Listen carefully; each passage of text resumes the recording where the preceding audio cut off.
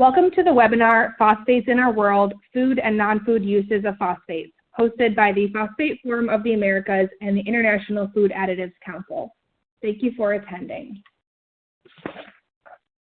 My name is Barrett Doctor, and I will be the webinar moderator today. I serve as the Scientific and Regulatory Affairs Manager for both the International Food Additives Council as well as the Phosphate Forum of the Americas. My email address is included on the slide for your reference. If you have technical difficulties during the webinar today, please contact Holly at the phone number listed on the screen. Please submit your questions during the webinar into the Ask a Question box. Webinar materials, including a recording, will be available following the webinar. One of the co-hosts today is the Phosphate Forum of the Americas, or PFA, which is a subsidiary of the International Food Additives Council, or IFAC, our other co-host of the webinar. PFA was established in 1996 to facilitate the exchange of information on matters relating to inorganic phosphates or non-food applications of phosphates. PFA provides a forum for industry collaboration, scientific discovery, and regulatory expertise. The recording of this webinar and other information can be found at phosphatesfacts.org. Our second co-host today is the International Food Additives Council, or IFAC, which was established in 1980 and is celebrating its 40th anniversary this year. IFAC is a global association representing manufacturers and end users of food ingredients.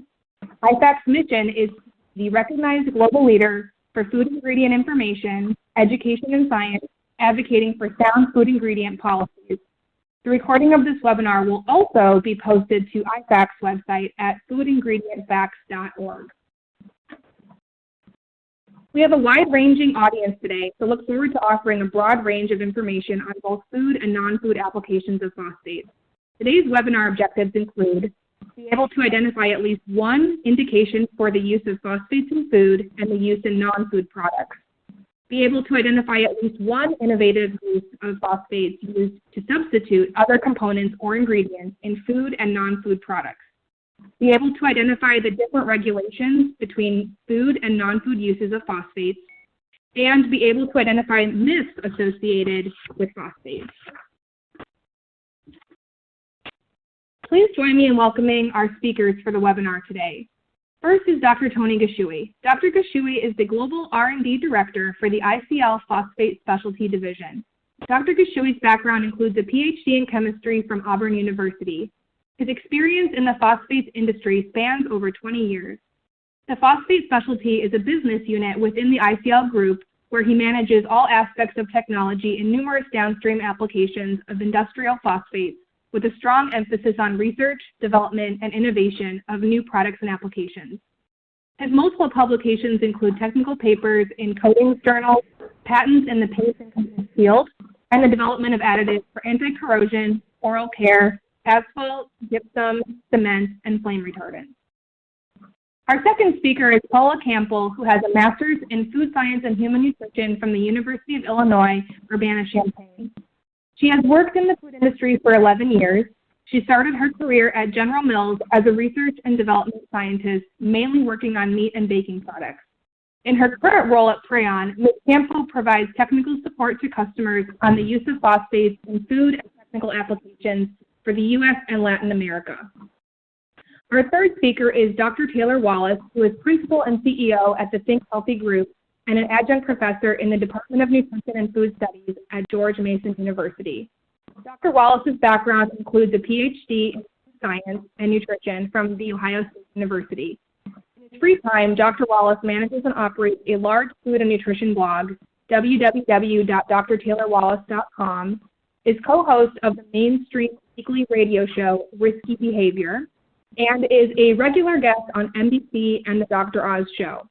He is a fellow of the American College of Nutrition and is the 2015 recipient of the Charles A. Regis Award given by the American College of Nutrition for original research and innovation in the field of nutrition. Dr. Wallace is a senior fellow of the Center for Magnesium Education and Research, the editor-in-chief of the Journal of the Dietary Supplements, deputy editor-in-chief of the Journal of the American College of Nutrition, the editor of 6 academic textbooks, author of over 50 peer-reviewed manuscripts and book chapters, and author of the popular cookbook, Sizzling Science. Please welcome our first speaker, Dr. Gashui, who will begin our webinar with the non-food applications of phosphates.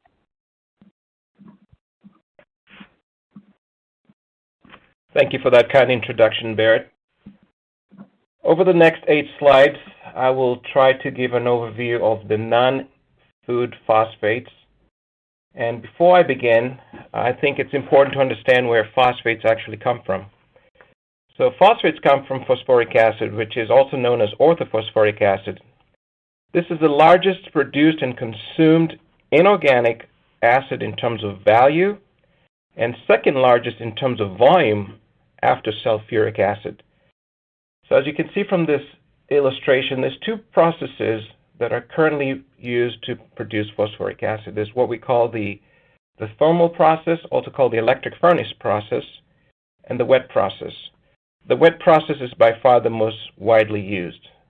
So let me start with the wet process. The wet process is a process that consists of taking phosphate rock, which is typically mined, and reacting that with sulfuric acid to form calcium sulfate, which we otherwise know as phosphogypsum, and phosphoric acid. And the phosphoric acid goes through several solvent extraction methods to purify it further and to concentrate it through a series of evaporations.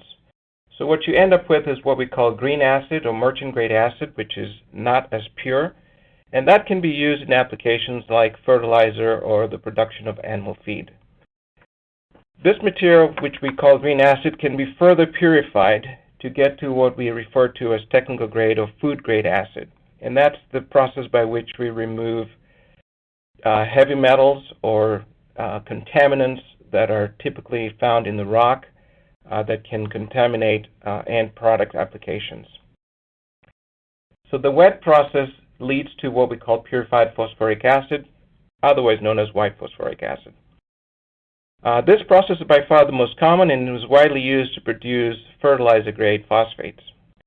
But today we use the wet process acid to also produce food-grade acid.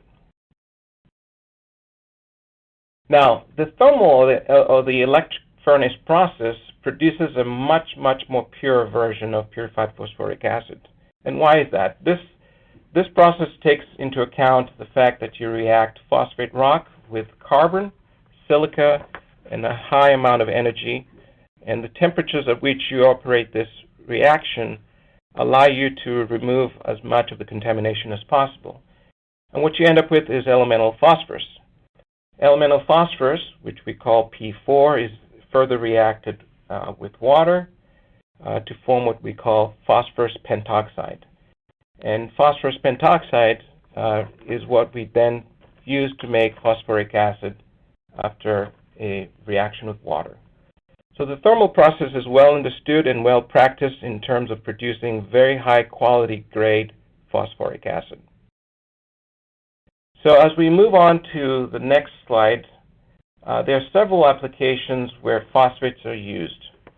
And before I go into some of these, let me point the audience to the schematic on the right. So what we do with orthophosphoric acid is we take phosphoric acid and we react it with different types of bases. So the example that I show here is that of caustic or sodium hydroxide.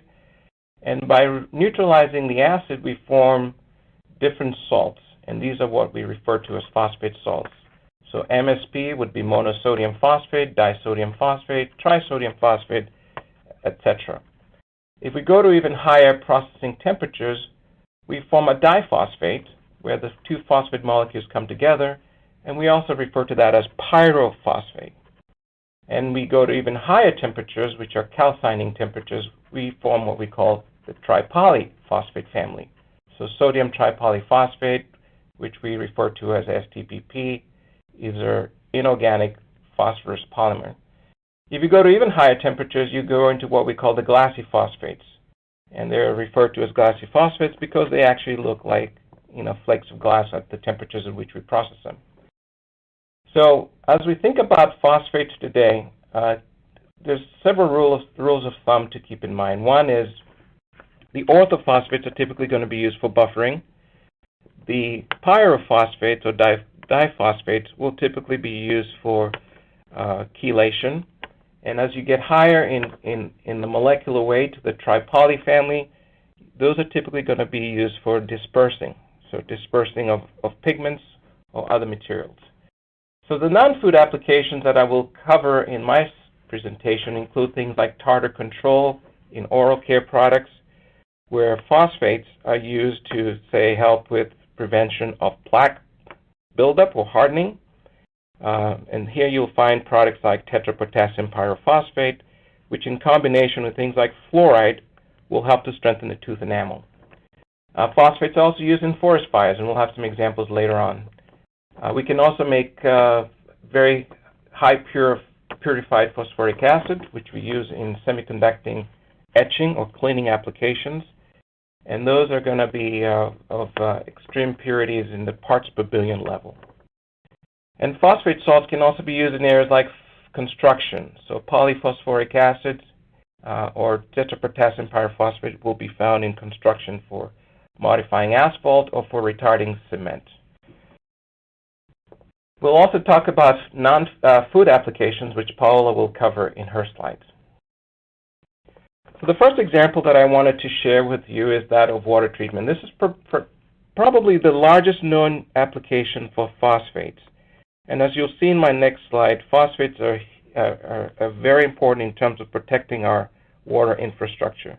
So when we think about water treatment, you can think about your boiler at home, where typically you'll use sodium or potassium tripolyphosphates to prevent and to remove scale buildup in your boiler.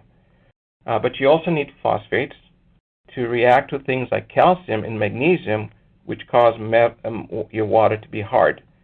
So anytime you want to soften water, your choices are usually phosphates. Materials like sodium hexametaphosphates or sodium tripoly will make good softening agents for your water. So water treatment is very crucial in terms of protecting our infrastructure from corrosion, as well as preventing, the leaching of contaminants into your water stream. And as I'll show you in the next example, we have a real-life example of what happened about 6 years ago in the Flint water crisis. And this was an example that got the public's attention because it started with residents complaining about the taste in their water and that the water had a different appearance. So this crisis that started in Michigan was a result of changing of the water sources from the Detroit River to the Flint River. And what happened is that the Flint River water was not protected using phosphate. And what happened as a result is that the pipes and the infrastructure, the cast iron that was used to transport the water, started to leach lead into the water stream. And this lead eventually got into the drinking water in people's homes, and there was a case of Legionnaire's disease in one county where up to 12 people were killed, and another 80 to 90 people were affected. And this all began because of a decision to move from one water source to a different water source to reduce cost. So the Detroit River water was always treated with phosphates, and the Flint water was not. And as a result, what customers found was that the Flint River was certainly much, much more corrosive than that of the Detroit River. They found higher levels of chloride, and the reason they found higher levels of chloride is because they also discovered a high level of E. coli. And when they found E. coli in the water, they decided to add some chemicals to treat the E. coli, and these chemicals led to an increase in the chloride. So chlorine is typically used to fight bacteria. So by adding more chlorine to the water, they made the water even more corrosive. And General Motors was actually one of the first companies in the Detroit area to complain about the corrosivity of the water. They started to realize that the water was corroding a lot of the car parts that they were building. So this problem could have been stopped by utilizing the right treatments, which is orthophosphates. And as you can see in this illustration on the right, phosphates play an instrumental role in making sure that the passivation or the lead layer does not leach into the water stream. And this is an example that I think many of us can relate to. The next example I have here is where phosphates are used in oral and dental care. Many of us, I think, have used mouthwash. Mouthwash contains sodium tripoly, or it can contain pyrophosphates, which help with tartar or plaque buildup. If you're looking at toothpaste, some toothpaste that are deemed for extra whitening may contain sodium monofluorophosphate and sodium fluoride. So you'll find phosphates being used in toothpaste or oral care products because of the similarity of toothpaste, of the similarity of phosphates to the tooth enamel. Your tooth enamel is made from hydroxyapatite, which is a type of calcium phosphate. So these again are examples where phosphates can be used for abrasion, to polish your teeth, or you can use sodium monofluorophosphate as a carrier for fluoride, where you're looking to prevent cavities by releasing fluoride, or in this example that I show on the far right, where you can use phosphates in mouthwashes. My next example is actually a 3-in-1 example, and this has to do with the use of phosphates in metal cleaning, treatment, and finishing.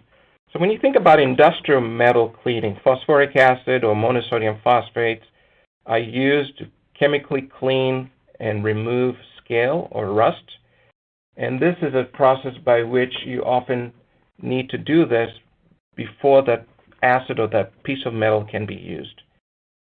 So phosphates, particularly the alkaline phosphates, help to also remove grease.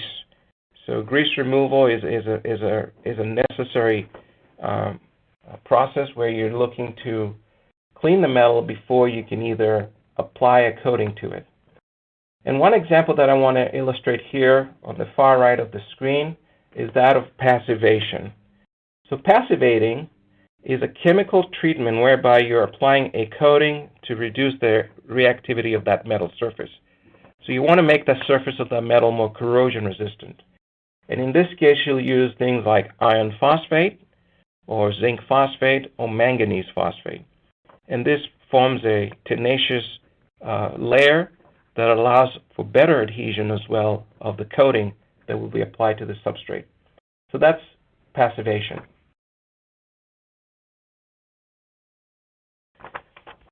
My next example here of uses of phosphates in paints and coatings deals with the use of insoluble phosphates like zinc phosphate or zinc aluminum phosphate that are added to industrial paints to improve the paint's anti-corrosion properties. So anytime you take a paint and you apply it to metal, you want the paint to protect that acid from corrosion. And typically a corrosion inhibitor will be added to the paint to improve that property. You can also use polyphosphates or pyrophosphates as dispersing agents. And these dispersing agents are anionic dispersants that are used to disperse other pigments. So this is an application where phosphates and polyphosphates are used in paint. The stain blocking application that you see on the far right with a brush on a piece of wood is that whereby we're using metals like zinc or aluminum phosphate to chelate tannic acid that's found in wood, and by so doing we create what we call a stain blocking primer. So in that application you use metals that contain either divalent or trivalent cations to react with tannic acid.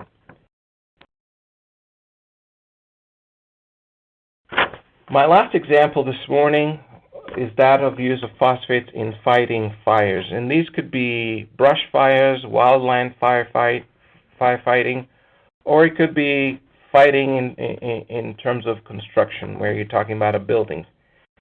And this is an example where many of us are familiar with the destruction that forest fires have caused. Just this year, we had about 18 million acres of fires of land burned in Australia. And in the year before, here in the U.S., in California, we had about 250,000 acres of land burned as a result of wildfires. And so phosphorus-based chemicals are often used in prescribed burning techniques to stop the advancement of fire. And so you'll see monoammonium phosphate and diammonium phosphate, which is applied via aerial application, or sometimes it's applied on land to prevent or help control the advancement of the fire. So it forms what we call a fire break. And what phosphates do in the case of fires is that they react with the cellulosic materials found in grassland and woodlands, and therefore help to prevent the formation of the fuel that would then propagate the fire. So this phosphates that you typically see here help to improve the resistance of the vegetation to fire. The last example that I have on my screen here is that of using a product called ammonium polyphosphate. And this is a powder that is typically used in coatings to help to prevent the spread of fire when a steel structure is painted. So you're looking at an I-beam here that's been painted, and it's been painted with what we call an intumescent coating. So when that coating is subjected to fire or to heat, the phosphate essentially decomposes to form phosphorus, which reacts with the polyol to form this char-forming material. And this char-forming material forms an insulating layer that builds up to several centimeters. And this material is what we call an intumescent layer. And what it does, it allows the occupants of the building enough time to be able to exit the building during the fire itself.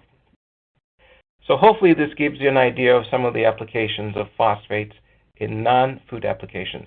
And with that, I'll turn it over to my colleague, Paola Campo. Good morning, everyone. My name is Paola, and I will speak to you today about how we use phosphates in food. But before we move into that part of the presentation, I wanted to highlight some of the differences between the phosphates that we use for food and the ones that we use for other applications. They're not exactly quite the same. Products such as phosphates that are used in many different applications, as Tony just walked us through, that are used in industrial applications as well as food, sometimes are portrayed very negatively in the media because, I quote, we use the same chemical for food as we use on this industrial cleaners or paints, for example. And while it's true that it's the same chemical, this does not mean that both products are produced in the exact same manner or that are harmful because we use them in applications that are not food. A good example of this is sodium chloride or table salt. We consume it every day. We have it all in our pantries, but we also use it in our front steps. We use them in dryways. We use them in antifreeze formulations. We use them in optical solutions, and this is just to name a few of the applications. Salt and phosphates are very similar in that they're obviously both salts, but they're also very functional and very versatile, which allows them to use in many different applications, including food. What really separates the phosphates that we use in food from others is the regulatory quality and safety standards that we have to have in place in order for us to use a product and food to be consumed. A lot of the food additives and phosphates, for that matter, have to follow different standards. For our phosphates and many other companies, we use standards set by the Food Chemical Codex, which stands for FCC. This is the same organization that dictates quality and purity standards for pharmaceutical products as well. There are several programs and regulations that need to be in place when you're processing phosphates. One of the main things that we are concerned with, especially phosphates in food, is that these are mine materials. And when we're mining the phosphorus rock, we could potentially be bringing other metal impurities such as arsenic or copper or mercury. So we have to go through a process of purification to ensure that we are lowering the amounts that they're present and or eliminating that so then that the phosphates can be used for food. And this sort of safety standards and safety measures need to be in place not only for the production of phosphates, but also for the production of any ingredient that is going to be in food. Now, going into the food uses of phosphates, you can see we have many different products here. Phosphates, again, are very versatile. We can use them in everything from breakfast cereals to dairy products to plant-based products, sports drinks, meat, baking, and many, many other applications. Chances are if you go through the grocery store and walk through almost any aisle of the grocery store, you can find a product where phosphates are used or can be used. And as Tony mentioned, it's important to note that phosphate is a general term and it's a family of different salts. And each one of those salts have different unique abilities and different functions. For the purpose of this presentation, I would only highlight a few of those. Phosphates are used in baking products as the acid in the chemical leavening system. Most of us know this chemical leavening system is baking powder. Chemical leavening system releases CO2 by reacting a base, which is very often used sodium bicarbonate or baking soda, to react with an acid, which in this case is the phosphate, to release the CO2. The CO2 creates these tiny little bubbles that allows products such as cakes, pancakes, cookies, waffles, etc., to expand and create more volume. This not only changes the obviously size of the product, but it also changes the finished characteristics of the product and the finished texture and how it eats and how you perceive it when you consume it. The reason why we use phosphates for these applications is because they don't provide any off flavors. And also, we can modify them to either release that CO2 slower or more fast. We can also pick different ones since they all have different properties. Some of them are heat activated, for example.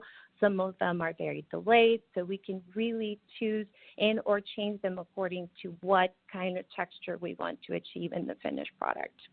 We can also use a combination of different of these acids to create what we call a double-acting baking powder, which I'm sure if you're a baker at home and if you go to the grocery store, you can see it on the baking powder. What that means is that that particular baking powder has a combination of different acids, and one is faster than the other. On the picture on the left, you can see we actually have the exact same formula for those two cakes that you see in front of you. The one on the left does not have any chemical leavening added to it. The one on the right does. You can see the one on the right not only has more volume, but it also even looks like it's a different color. That product is going to have a very light, nice, airy texture, and it's going to be very moist. The one on the left is going to have a more dense, coarse texture and would likely be a little bit drier as well. Some of the phosphates that we use for this application are sodium acid pyrophosphate and monocalcium phosphate, just among others. Another big use of phosphates is in meat products. Phosphates allow the meat to bind and retain more water, which results in a more tender, moist, and juicy finished meat product. Table salt and phosphates actually have a very similar function and are very effective at making that meat retain more moisture. This is why for Thanksgiving, for example, we inject our turkeys and we make a marinade or a brine solution and we allow that salt to be in contact with the meat. This is because it's really helpful in that particular turkey retaining that moisture even after it's cooked, because nobody likes, of course, dry and meat that is not tender and tough. When we use them together, salt and phosphate, we create what we call a synergistic effect, which is a greater moisture retention than when we use them separately. So we can actually add potentially less salt into the system by using phosphates, since we get a greater result by using them together and they're so effective. Phosphates also have the added functionality that they're able to extract protein to the surface of meat pieces, which is really helpful because it serves as a binder or as a glue to keep meat pieces together. This is particularly important if you think about products such as ham or hot dogs that are made out of different pieces of meat that then we kind of cook together to make products, as I said, just like hams. If you look in the before picture, we have three different containers there. The first one is ground pork, lean pork that we added water to it. and no salt and no phosphate. You can see the water is completely separating from the meat there. That meat there is not able to absorb or bind any of this added moisture. The next one is the same amount of water, the same amount of pork, and 2% salt was added to this particular one. And you can see the big difference just by adding salt there compared to the first one. In the next container, we have the same amount of water, same amount of pork, 2% salt, but on this one, we also added phosphate. And you can't quite see the difference there, but if you look to the picture that says after, you can see the comparison there between the one that has salt, which is the first one, and the one that had salt and phosphate. And you can see that the one with phosphate was able to absorb and retain more of that moisture even after it was cooked. If you see the pictures on the bottom where it says salt only versus salt and phosphate, you can also see that added functionality of the phosphate in extracting protein because it can really bind the product together. You see the one with just salt is just crumbly and it falls apart. So very, very functional in meat products. The next application of phosphates is in dairy applications and even plant-based foods as well. Phosphates act like the emulsifier, and what this means is that the phosphate interacts with the proteins that are present, in this case, for example, cheese, and it allows them to bind water and the fat that is present to result in a homogeneous mix. I don't know how many of you have ever tried to make homemade mac and cheese or fondue at home, and if you don't follow the instructions correctly and you overheat that cheese, as I'm showing you here in the pictures, you end up with a goopy mixture that does not look very appetizing, of course. When you add phosphate salts to that mixture and allow those phosphates to be dissolved and distributed, that phosphate is able, again, to act on the protein that is there so that the protein is able to bind all of the different components, and you end up with a homogeneous mix that is going to be smooth and creamy, and is the one a lot of us really enjoy and look for in these type of products. The stabilizer effect of the phosphates comes from the protection that they provide to proteins against heat and acidic conditions. You would very often see an ingredient called dipotassium phosphate added to coffee creamers or drinks that have a coffee and dairy components. They really are helpful at preventing the protein from coagulating and the fat from separating from these systems so that you can enjoy a nice, smooth, creamy coffee and or latte. The DKP also helps the coffee taste better because it neutralizes some of the harsh acidic notes that could be present in the coffee, especially if this coffee is low quality. They tend to be more acidic, so that's why if you have this kind of coffee and you add a little bit of a coffee creamer, it makes the coffee taste better. The next application is as mineral enrichment and anti-caking. Phosphorus is the sixth most abundant element in our bodies. As Tony mentioned, they actually are present in our bones in the form of calcium called hydroxyapatite. Calcium phosphate, such as tricalcium phosphate, can be added to foods to provide a very good source of calcium, especially for products that are not naturally rich in calcium, such as plant-based milk. We can also use phosphates to provide magnesium and potassium, especially for sports drinks, where the goal is to provide electrolytes that may have been lost during workout and also provide a source of potassium to help with recovery during and after the workout. Calcium phosphates are very insoluble, which makes them ideal to use in products that tend to bind moisture very easily. A very good example of this is powdered sugar. It tends to get clumpy if we don't add anything to it. So calcium phosphate can help by providing a barrier so that that moisture cannot be absorbed and keeping the product free-flowing and prevent any clumps from forming. So why we use phosphates and how can we use phosphates to lower sodium? One of the most frequently asked questions I get from consumers about especially sodium reduction is why can't we just take salt out, sodium chloride and phosphates out of the formulation? And as I just walk you through these slides, phosphates and salts are very extremely functional for the products. In fact, some of these products cannot be made without using these products. So we cannot very easily remove them. When it comes to phosphates, for example, very often when we have to remove phosphates, we have to add not only 1, 2, but sometimes 4 different ingredients to compensate for all of the functionality that the phosphates bring. And very often the finished product is not quite the same. The other thing I would like to point out is that phosphates are used, and since they're so functional, they're used at very small amounts. So the sodium contribution that these products bring are not as high as sodium chloride, for example. We use them in meats at a maximum level of 0.5%. In other applications, we can use them as low as 0.1 or even lower than that percent on the average overall product.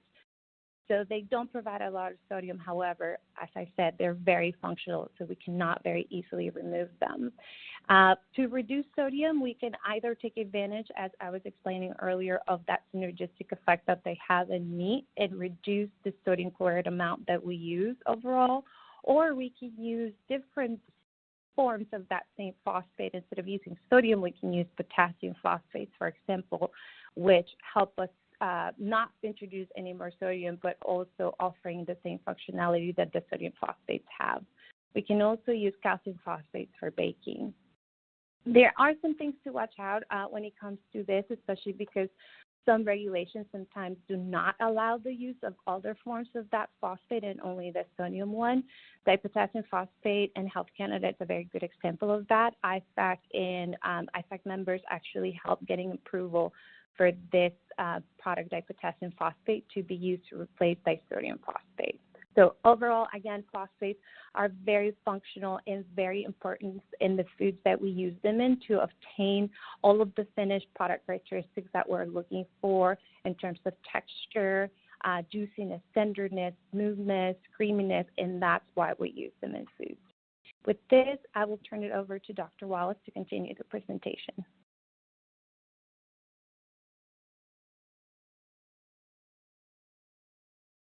Okay, thank you, everyone. So today I'm going to talk to you a little bit about phosphorus from a human nutrition standpoint, particularly in regard to heart disease and CKD. These are just a few of my disclosures, and I should say that the International Food Additives Council did provide me an honoraria for this presentation. However, the ideas and content within this scientific presentation, those thoughts are mine alone. So phosphorus is an essential mineral that is a component of bones, teeth, DNA, and RNA. In the form of phospholipids, phosphorus is also a component of the cell membrane structure and of the body's key energy source, adenosine triphosphate, or what we know as ATP. Phosphorus also plays a key role in gene transcription, activation of enzymes, maintenance of normal body pH in the extracellular fluid, and in intracellular energy storage. And it's really important to note that phosphorus, very much like calcium, undergoes what we call homeostatic regulation. And so blood levels of phosphorus and calcium are typically constant in healthy individuals. They're very interrelated. The two minerals are very interrelated because hormones such as parathyroid hormone regulate the metabolism of both minerals, and we'll get into how phosphorus is metabolized and excreted in the body in just a few moments. About 85% of phosphorus is located in the bones and teeth, as our previous speaker just indicated, while the other 15% is distributed in the blood and the soft tissues throughout the body. So getting into a little bit more about phosphorus homeostasis, phosphorus is tightly regulated by the body. Upon ingestion and absorption, the parathyroid gland secretes the hormone, parathyroid hormone, or what we know as PTH. This signals to the bone to take in both phosphorus and calcium from the blood. At the same time, PTH signals the kidneys to begin filtering and excreting excess phosphorus and calcium. When blood levels are low, phosphorus is resorbed from the bone, and the kidney to maintain homeostasis. And this is in healthy humans that are free of chronic kidney disease, or what we know as commonly as CKD. The chart on your screen shows the recommended intakes on the left and the tolerable upper intake levels on the right for phosphorus, which were last updated by the National Academy of Medicine's Food and Nutrition Board in 1997. And I'll say there is a desperate need for revision of these DRI recommendations, or our recommended intakes, across the board, not just with phosphorus. If you notice the recommendations for children, they're actually extrapolated down from data in adults by body weight. So these numbers are relatively old and need updating, but they're a fairly good guide, and they guide all of our national nutrition policy initiatives. So when we talk about absorption efficiency, this is where phosphate additives are a little bit different from other phosphorus containing compounds. Inorganic phosphate salts, or what I'm calling phosphate additives, rapidly dissociate in the gut acidity, and they can be absorbed extremely efficiently by the body compared to phosphorus from animal and plant food sources. And this is why many health professionals worry about phosphorus additives in the food supply. And, you know, this is a kind of a global thing when it comes to nutrients, because phosphate additives are there, they're readily absorbed, whereas if you were to obtain phosphorus from a plant or an animal-based source, your body kind of has to do the work during digestion to break down the plant cell wall and to kind of break apart everything and then absorb. So that's why phosphate additives are typically very highly absorbed, because they're just, the work's already done for your body. However, phosphorus in foods is widespread, and even though phosphorus additives are highly absorbed by the body compared to animal and plant food sources, their appearance in processed foods varies. I should note that many phosphorus additives can be somewhat costly, and this reduces a company's revenue, and so most manufacturers use very minimal amounts of phosphate additives to achieve the desired effect. Some of those we've already spoken about, like emulsification. You can see that the phosphorus content of a soda is very different from a dairy product, fatty fish, or even roasted potatoes. And that makes sense, right? A large portion of phosphorus comes from animal-derived products, since the animal cell wall, of course, contains phospholipids.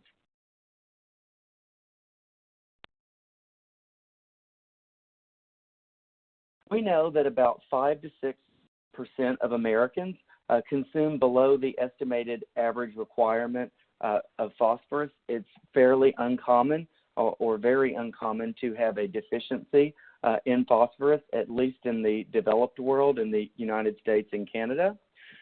Phosphorus intakes exceeding the tolerable upper intake level are really not prevalent. And again, those ULs are based upon older data from the 1990s, but there's a fairly strong amount of data that establishes those tolerable upper intake levels. And we see from national nutrition surveys that not many people, or there's really not a prevalence of people that exceed the tolerable upper intake for phosphorus. Here in the U.S., you can see phosphorus from foods and dietary supplements is mostly in naturally occurring foods. When you add in foods like cereal that are enriched or fortified, you see the number go up. And then very little phosphorus is derived from dietary supplements. Importantly, calcium from foods and dietary supplements can bind some phosphorus. Calcium, phosphorus, iron all compete for absorption in the body. So particularly if you are taking an iron supplement, maybe you're a premenopausal vegetarian female, having a calcium supplement or a high phosphorus meal while you're taking that supplement is probably not a good idea, and you should probably space that iron supplement out throughout the day. So foods with phosphate additives have an average of about 67 milligrams more phosphorus per serving than similar foods that don't contain these additives. And the European Food Safety Authority just reevaluated phosphate in 2019. They found the contribution of added phosphates in the diet is about 20% of overall exposure to phosphorus, while 80% of phosphorus comes from natural sources in foods. Published research over the past decade suggests that phosphate additives do not present health issues in the healthy population, but they may be of clinical concern to those with chronic kidney disease, and we'll get into chronic kidney disease in just a few moments. So chronic kidney disease, as most of you all probably know, reflects an abnormal metabolism of both calcium and phosphorus. The nephron loss is associated with increased glomerular capillary pressure that in turn leads to sclerosis of the remaining nephrons. The pathophysiology includes hypertension, proteinuria, diabetes, hyperlipidemia, hyperphosphatemia, along with calcium phosphate deposition in the endothelium occurring as a result, and the crystalline deposition in the case of both CKD and cardiovascular disease is calcium phosphate. Now, CKD typically leads to cardiovascular and a number of other issues in the body. So therefore, limiting calcium and phosphorus in patients with CKD is a common treatment strategy to kind of halt that progression and prevention of other metabolic issues. I want to take a minute to talk about vascular calcification, which is really a hallmark of CVD, whether it's in the kidney or the vascular system. Vascular calcification in patients with CKD as well as diabetes occurs in the medial layers of the artery, and that causes stiffness. And you can see to the right of your screen what medial calcification looks like compared to a normal artery. However, in healthy individuals with normal renal function, they tend to develop plaque calcification in the intima, and I'm going to show you a picture of that in the next slide, and this causes reduced vascular compliance.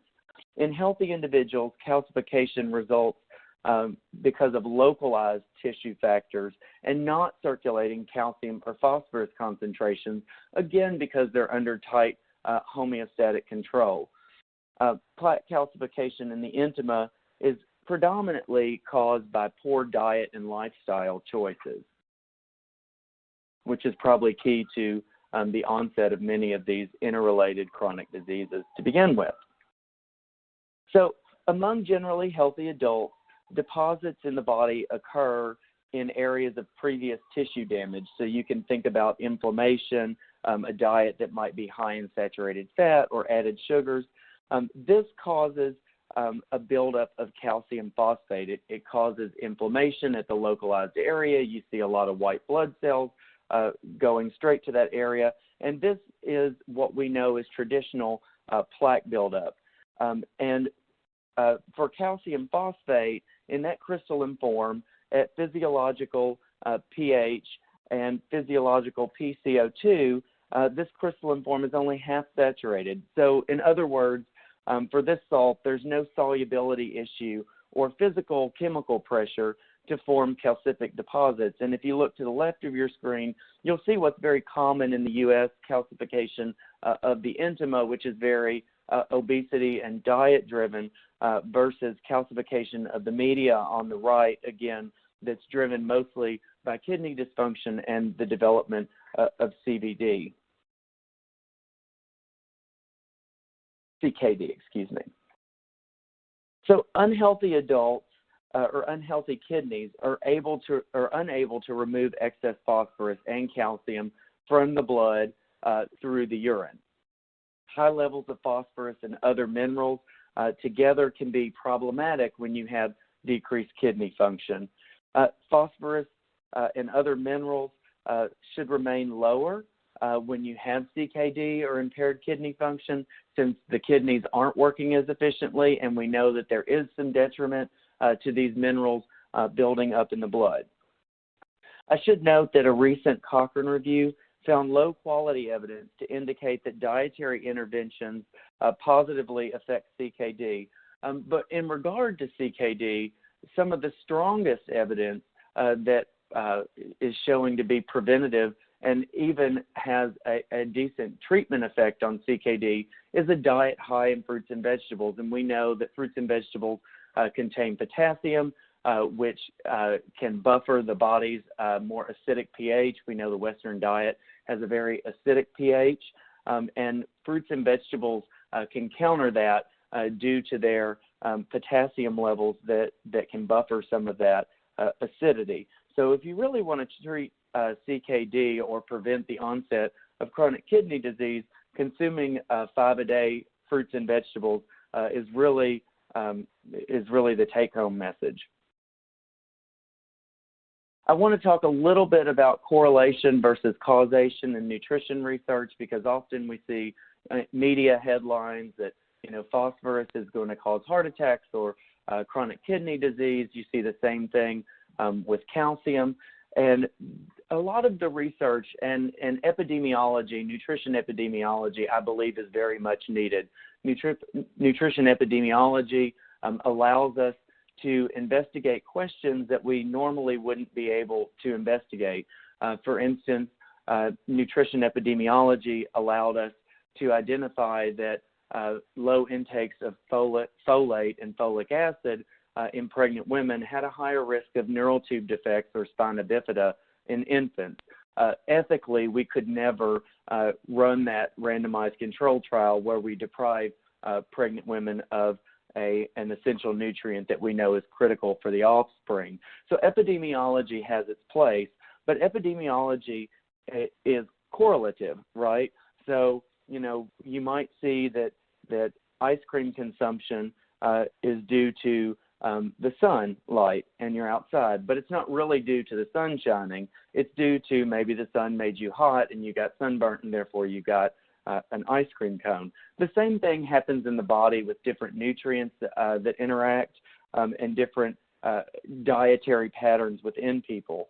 And so that's why randomized control trials in this area, both in people, long-term randomized control trials that assess healthy populations that might progress into CKD, and then those trials that might be smaller of patients with CKD are really important to establish that causal link with phosphorus, because the epidemiology just doesn't get us there, in my opinion. So to conclude, more exhaustive, accurate, and quantitative reporting of phosphate additives is essential, and I commend the International Food Additives Council and their members. They're currently working to look at the amount of food additives in the food supply so that we can more accurately calculate phosphorus intake from additives using national dietary databases. So that's going to be really important in moving forward. Available scientific and clinical data do not support direct causal linkages between phosphorus or phosphate additives and disease-producing mechanisms in humans.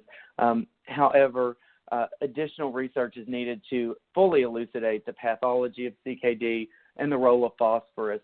And we know that it is a good clinical practice to limit phosphorus intake, particularly those highly bioavailable phosphorus from phosphorus additives, and then also animal-derived foods when an individual has CKD. And of course, like everything else in nutrition, large RCTs are greatly needed.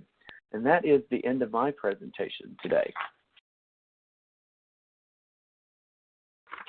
Thank you to our speakers today for this helpful information. In concluding, key points to take away include phosphorus is an essential mineral present in our bodies, especially for bones and teeth. Phosphates are salts which are very versatile and can be used in many applications with different benefits. And levels of phosphates used in food are small, and their use is regulated differently than in non-food applications. As previously mentioned, the recording of this webinar and other materials will be posted to both the PFA and IFAC websites. We also plan to post a frequently asked questions or FAQ document on the websites to address any questions received today. Now we will move to our question portion of the webinar. If you would like to submit a question, please do so in the Ask a Question box. Dr. Gashui, I think our first question is for you. If you could explain a little bit more about phosphates that are used to cover lead pipes. Okay, thank you. Thanks for the question. Phosphates are used in municipal water systems really to perform three broad functions: to inhibit the corrosion of the water or the plumbing. And typically your plumbing is going to be made of iron, steel, galvanized, or in some cases lead, because lead system lines were installed back in the 1920s.